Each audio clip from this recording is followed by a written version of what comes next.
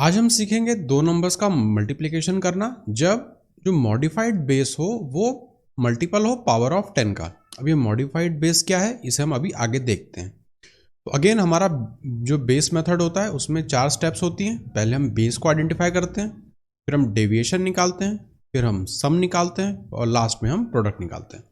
अब यहाँ पर मॉडिफाइड बेस की बात हो रही है, ठीक है। एक काम करते हैं, इसे क्वेश्चन से हम समझना शुरू करते हैं। तो हमारे पास क्वेश्चन है 61 को हमें मल्टीप्लाई करना है 64 से। अब ना तो ये 10 के पास है ना ये 100 के पास है, तो अब हम बेस कैसे चूज करें। हमें दिख रहा है कि ये 60 के पास, लेकिन हमें दिख रहा है ना।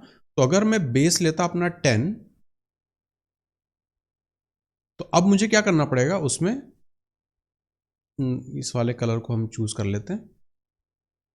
6 का अगर मैं मल्टीप्लाई कर दूं तो जो मेरा मॉडिफाइड बेस होगा वो कितना हो जाएगा 60।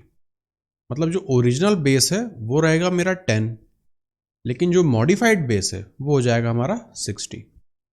और जो मॉडिफाइड बेस होता है ये हमेशा 10 की पावर में ही रहेगा, है ना, उसका मल्टीपल रहेगा। अब हम जब यहां पर डेविएशन निकालेंगे तो उसमें हम इस मॉडिफाइड बेस का यूज करेंगे। तो अगेन हमने यहाँ पे बेस आइडेंटिफाई कर लिया जो इस केस में हमारा मॉडिफाइड बेस हुआ। इससे अब हम डेविएशन निकालेंगे। तो 61 और 60 में डेविएशन कितना आएगा, +1 का। 64 से हमें डेविएशन मिलेगा +4 का। अगेन जैसा हम अभी तक करते आए हैं, चाहे इन दोनों को ऐड कर लीजिए या इन दोनों को ऐड कर लीजिए। तो तीसरा हमारा जो पार्ट है वो है सम का। अब सम में यहां पर भी कुछ हमें मॉडिफिकेशंस करने पड़ते हैं। क्या मॉडिफिकेशन करने पड़ते हैं कि ये वाला जो पार्ट था इसे अगर मैं इस तरह से बॉक्स में डाल दूं, ये जो मॉडिफाइड जो हम 6 से जो हमने मल्टीप्लाई किया था, मतलब अगर मैं इसे मल्टीप्लाइंग फैक्टर बोलूं तो वही मल्टीप्लाइंग फैक्टर मुझे यहाँ सम, जो हमारा सम आएगा उसमें भी मल्टीप्लाई करना पड़ेगा। तो मैं यहाँ पे लिख देता हूँ सम इंटू मल्टीप्लाइंग फैक्टर, ठीक है। अब तो हम पहले सम निकाल लेते हैं। 64 में हम 1 ऐड करेंगे तो हमें मिलेगा 65। ये हो गया हमारा पहला पार्ट। दूसरा पार्ट है प्रोडक्ट निकालना, तो दोनों डेविएशन से हमें मिलेगा 4। अब मैं चेक करूंगा कि मेरे बेस पे कितने जीरो हैं, 1 है। तो हमारे यहाँ पे डिजिट कितनी होनी चाहिए, 1 होनी चाहिए। तो यहाँ तक तो सब कुछ ठीक है, लेकिन थर्ड वाली स्टेप में मुझे सम को मल्टीप्लाई करना था मल्टीप्लाइंग फैक्टर से, और मल्टीप्लाइंग फैक्टर है इस केस में 6। तो 65 को मैं मल्टीप्लाई करूंगा 6 से। अब मुझे क्या मिलेगा, 6 5 जा 30, यहाँ पे 3 कैरी जाएगा, 6 6 जा 36, तो 390, और यहाँ पर है 4, वो एज इट इज रखेंगे। तो हमारा आंसर हो जाएगा फाइनल 3904।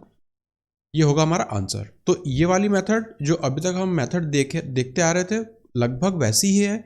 जो चेंज आ रहा है वो आ रहा है हमारे इस मल्टीप्लाइंग फैक्टर के कारण, क्योंकि यहाँ पर जो बेस हमें चूज करना पड़ रहा है वो 10 या 100 या 1000 के करीब नहीं मिल रहा, उसके बीच में कहीं ना कहीं है। मतलब 60 70 80 या 300 400 600, इस तरह के हमें कुछ एक मॉडिफाइड बेस चूज करने पड़ेंगे अब।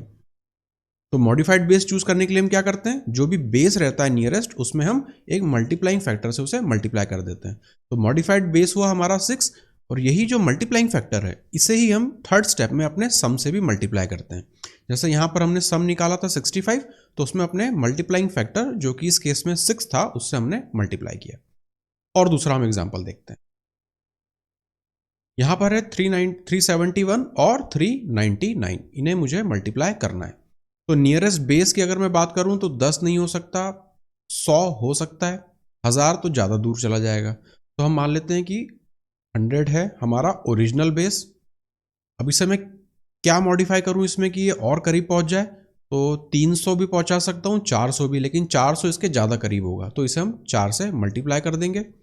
तो जो हमारा मॉडिफाइड बेस होगा वो होगा 400। अब इस 400 को यूज करके हम यहां से डेविएशन निकालेंगे।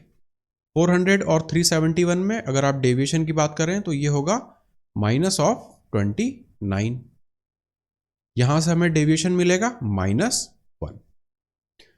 अब यहां पे अगेन हम इन दोनों में से कोई भी एक पेयर को चूज कर सकते हैं सम निकालने के लिए। तो हम 371 और 1 को चूज कर लेते हैं, क्योंकि फटाक से हो जाएगा ये। तो 370 ये हमारा सम वाला पार्ट आ गया, अब हम डेविएशन यानी प्रोडक्ट वाली बात करें तो 29 इंटू 1 और दोनों नेगेटिव हैं तो पॉजिटिव हो जाएंगे, तो यहाँ पर रहेगा हमारा 29। अब थर्ड स्टेप में जो सम निकलता है उसे हमें मल्टीप्लाइंग फैक्टर से मल्टीप्लाई भी करना होता है, तो हम यहाँ पर मल्टीप्लाई करेंगे किससे, 4 से, क्योंकि यही हमारा मल्टीप्लाइंग फैक्टर है। इसे हम यहाँ 4 से मल्टीप्लाई कर देंगे। यहाँ 0, 7 4 ज़ा 28, कैरी जाएगा 2, 4 3 ज़ा 12, 144। अब यहाँ पर हम डिजिट चेक कर लेंगे।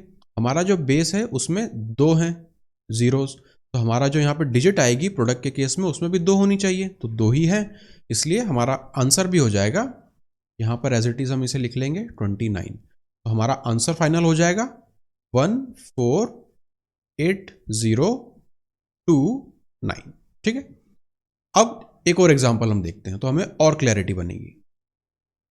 यहां है 53 और इसे मुझे मल्टीप्लाई करना है 48 से। अगेन यहां पे अगर मैं बात करूं तो 10 के करीब दिख रहा है ये मुझे, है ना, तो अगर मैं अपना बेस 10 मानूं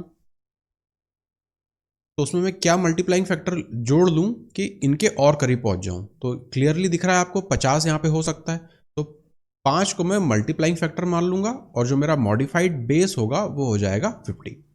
अब इस 50 का यूज करके मैं डेविएशन निकालूंगा, तो यहां से मुझे मिलेगा +3, यहां से मुझे मिलेगा -2। अगेन हम थर्ड स्टेप पे जाएंगे, सम निकालना है हमें, तो 53 और -2 को ऐड करेंगे तो हमें मिलेगा 51। सेकेंड पार्ट में +3 और -2 को हम मल्टीप्लाई करेंगे तो हमें मिलेगा -6। लेकिन अगेन हमें पता है कि जो सम निकाला था उसमें अभी हमें मल्टीप्लाइंग फैक्टर को मल्टीप्लाई करना बचा है, तो हम यहाँ पे मल्टीप्लाई करेंगे किससे, मल्टीप्लाइंग फैक्टर हमारा 5 है, तो 5 से हम मल्टीप्लाई कर देंगे, हमें मिलेगा 255 और यहाँ पर है -6।